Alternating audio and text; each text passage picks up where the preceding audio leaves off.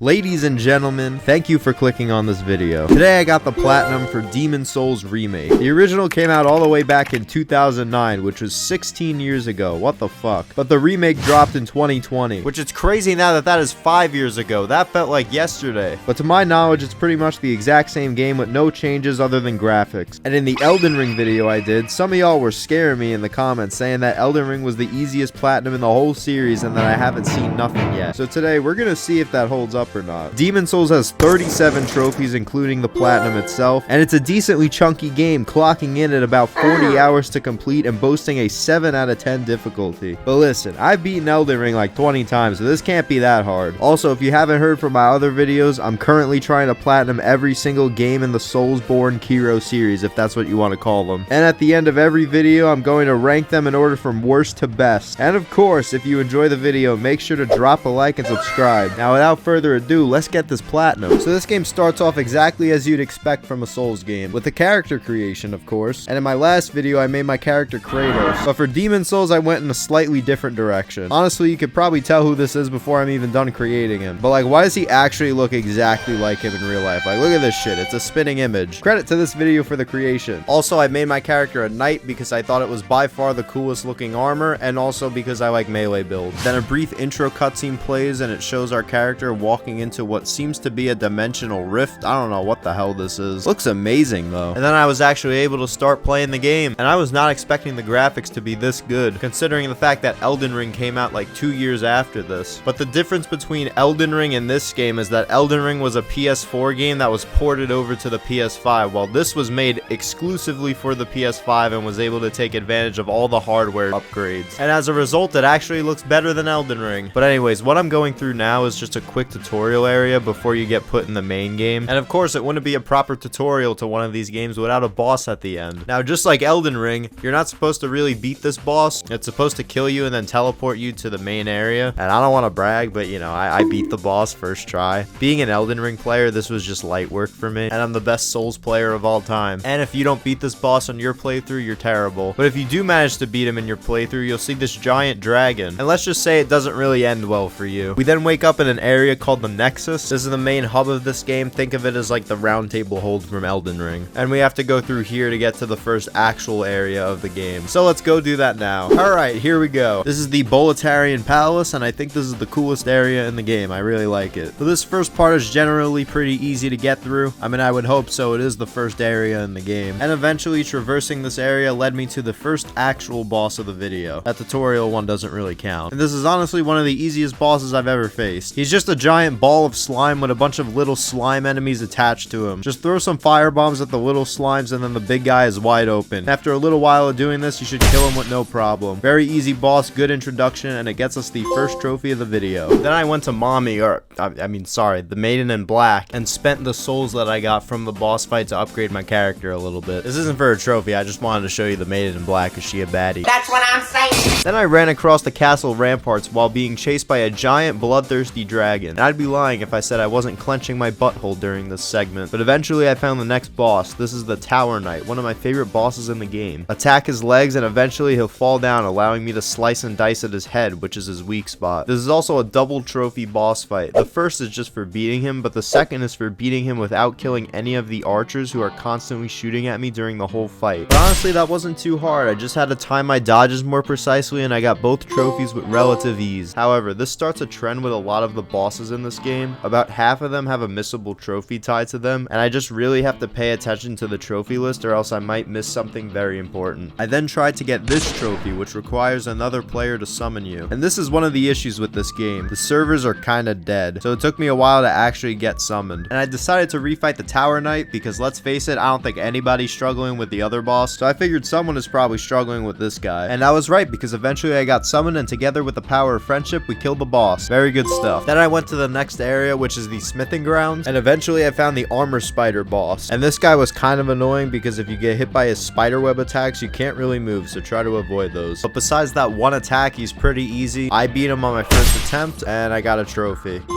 Then I came across this giant ballista thing, and by rolling every single shot successfully and then getting past it, you get a trophy. And then right after that is the next boss. This is the Fool's Idol, and she's a pretty easy boss. All she does is shoot magic orbs at you, and then she also periodically creates a bunch of clones of herself. This is also another 2-trophy boss, and if I kill her without hitting any of her clones, I should get both trophies, which I did very easily. Because pro tip, if you lock on to the clones, you can see if they have a health bar or not, and if they do have a health bar, they're a clone. If they don't have a health bar, it's the actual boss. But anyways, here are the trophies.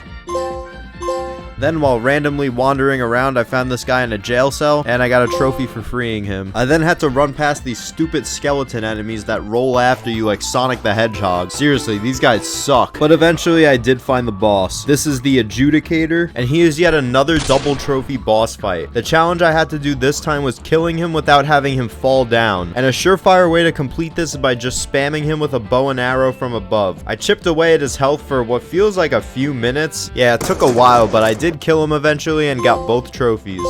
I then fought the Leechmonger boss, and this was pretty much just business as usual. Gameplay wise, it didn't really do anything special, didn't have any insane combos to dodge. I beat it first try and got a trophy. I then fought the Flame Lurker boss, and he was actually pretty tough, but mainly because he's so bright that half the time I can't even tell what the hell he's doing. He was also very aggressive compared to the other bosses that I've fought so far, but I still beat him first try due to the sheer amount of healing items I had access to at this point. But I could definitely feel a clear spike of difficulty at this point. But when he went down, I got a trophy.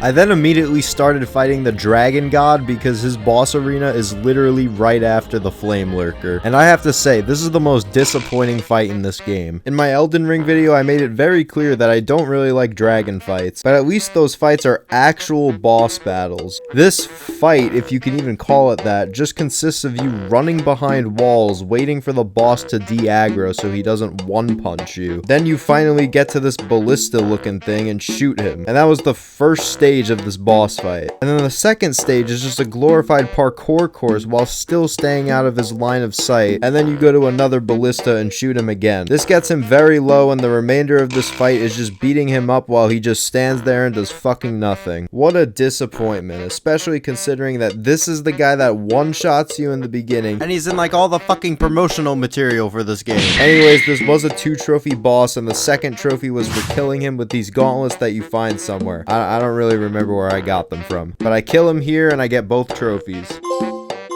I then got another trophy for giving this blacksmith the soul of the Flame Lurker, and with that I think he can upgrade my weapons more or something like that. I then went to fight the Maneater boss, or should I say the Maneater duo boss. No,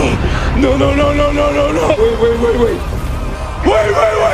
And these guys were also pretty tough. Since I had a melee build, the fact that they fly around all over the place definitely draws out the fight. Yeah, this was a long one, but it got significantly easier to manage once I killed one of them. Once that happened, the other one quickly followed suit, and I got a trophy for beating them. I then talked to this guy who was stuck in a cave and then got a trophy for freeing him. Up next, I found the Old Hero boss, and he is my favorite boss in the game so far, mainly because he has something that the other bosses just don't. He has fucking aura. Like literally, he has a golden aura around him. But look at this guy. This is a bad motherfucker. The actual fight wasn't hard though, mainly because I got this new greatsword weapon and it's really fucking good. Another thing about this boss is that he's actually blind, so sometimes he loses you during the fight. Cool little detail. But I beat him and got a trophy. And apparently the Old Hero stole all of the aura from this Discord moderator looking ass bitch, because this dude's got 0. Oh, never mind, he's dead. Holy shit, he's aura walking. This is cinema. This is the Penetrator.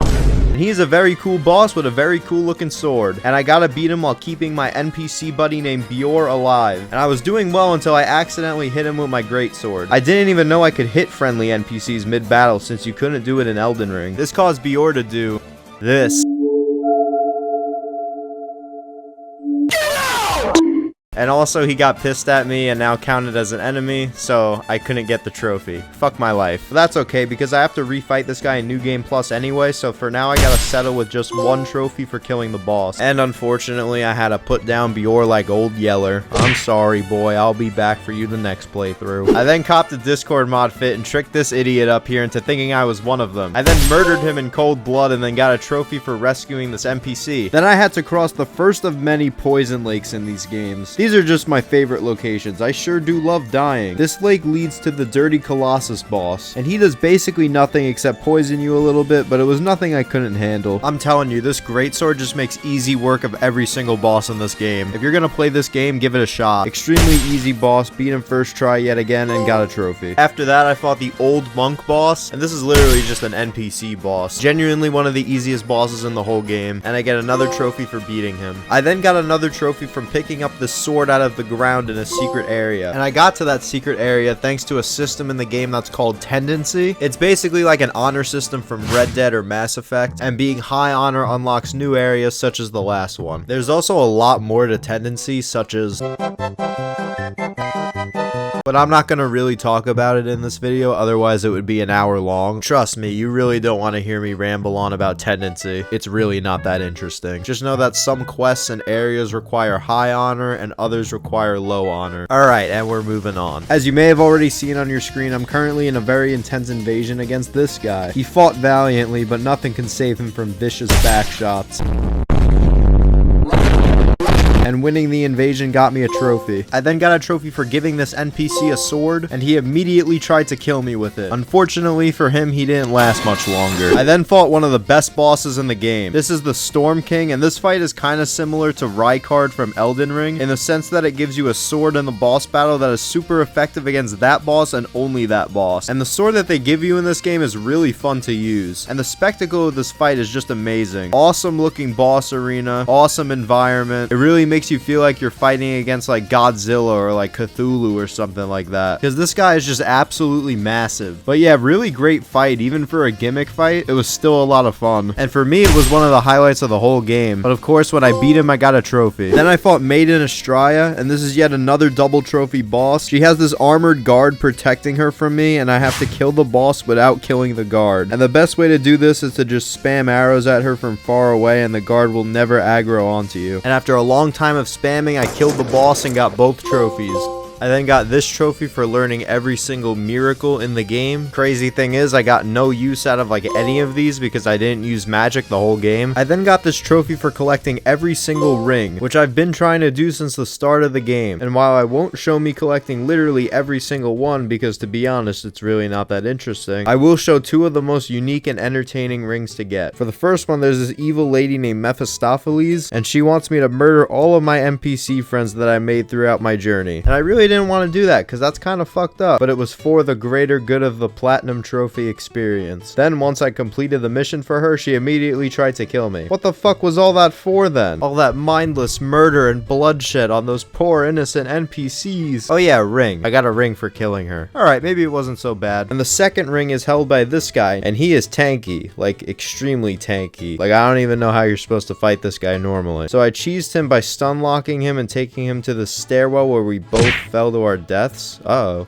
That wasn't supposed to happen. I panicked and looked for his ring, and luckily I found it right where he usually spawns. I genuinely thought I lost it for a second. I also pulled the Demon Brant sword out of the ground for a trophy that I will get a little bit later. But yeah, those were the highlights of the all rings collected trophy. Moving on now. I then fought the final boss of the game, and this is definitely the best technical fight in Demon Souls. King Allant is very aggressive. He has a much more fleshed out moveset than the other bosses in the game, and you could tell where some of the future bosses in the newer games got the basic formula from. He also has this annoying attack that got me a couple of times where he grabs you and reduces your character's level by 1. It's a very easy move to dodge, but he spammed it like the whole fight, and he did it while I was already attacking with my greatsword, and this thing handles so slowly that there really wasn't anything I could do. But even with all that, I still beat him first try, and I think I just about cut his dick in half with that last hit. That was pretty gruesome, and I got a trophy for beating him. Definitely the best boss fight in the game, by far. After killing the king, I went back to the Nexus, and a sword dropped from one of the statues and broke the floor. The Maiden in Black then took me down there, and I woke up wherever the hell this is. Then the Maiden in Black awakened something called the Old One, and I think this thing is basically supposed to be God. Anyways, I climbed into his mouth, and then I find King Allant. Wait, I thought I just killed him. Yeah, so I looked up the lore, and apparently this is the real King Allant. He wanted the Old One to turn him into a demon, and when he did, he turned into a blob. He then created a copy of what he used to look like, and the fake King Allant replaced replaced the real one. At least I think that's what happened, but feel free to correct me in the comments if I'm wrong. But anyways, this fight blows. I don't even consider this the final boss because the fight is just abusing a slime enemy for a few seconds. But I'm not even gonna shit on it because that's the whole point. It's to show how far King of Lance has fallen from grace. Get it? I mentioned Elden Ring. Anyways, I killed him and I got his sword, which is the Soul Brand. I then went back to the blacksmith and combined the Soul Brand and the Demon Brand to get the Northern Regalia for a trophy. And then I went to get the first of 2 endings for the game. I did the bad ending first. Basically what happens here is you betray the Maiden in Black and kill her. Alright, Kanye, that was a little unnecessary. I know you've been crashing out on Twitter, but you don't gotta do all that. And then I basically replaced King of Lance as the new servant of the old one. And I become the most powerful demon or some shit. And I also got a trophy from doing this ending. I then used the backup save to save time because I don't feel like going through an unnecessary playthrough. And I got the good ending this time where I don't kill the Maiden in Black and she sends the bad guy home. Yeah, get the hell out of here, you big dumb bitch. I then become the hero of the lands between. Oh, wait, where the fuck are we again? Boletaria? Whatever. This ending doesn't give me a trophy, but it does give the Maiden in Black's Demon Soul and New Game Plus, and I need that to unlock a spell that I'm never gonna use. I then beat some bosses in New Game Plus for extra copies of their souls to learn the remaining spells, and this includes the Penetrator, who this time I successfully defeated without brutally murdering my friend. This time, Bior and I just got the power of friendship on our side. Bior is the GOAT. I then learned all the remaining spells and got the last trophy, which means that the Platinum trophy also pops. And that was the Demon Souls Platinum experience. It took me 44 hours to Platinum, but to be honest, a lot of that time was AFK, so it probably took me more around like 38 to 40 hours. And I'm sorry, but y'all were bugging in the last video. This was a way easier Platinum than Elden Ring. Margit the Fell Omen, the first main boss in Elden Ring, is legitimately harder than every single boss in this game. And I promised at the beginning that I'd rank the games at the end of each Souls video, so here it is. At the bottom in second place is Demon Souls. Listen, it's a great game, but it's the first game in the series and some stuff feels a little dated. And that's not the game's fault because again, it came out in 2009. So Elden Ring, a game that came out in 2022, should be better than one from over a decade prior. I'm looking at you, Call of Duty. And Elden Ring is absolutely better than Demon Souls. It's really not even close. And I'm warning y'all, it's gonna be really hard to knock Elden Ring off the #1 spot. I have 500 hours on the game. It was my first Souls game and I have nostalgia for it. So there's the ranking for now. It's only 2 games at the moment, so it's not really anything special, but when more videos come out, it will grow. So make sure to subscribe and click the bell so you don't miss another Platinum video from your boy. But that was the end of this video. I really hope y'all enjoyed it. Thank you for the support, and I'll see you later tonight when you're sleeping. Now get out of here.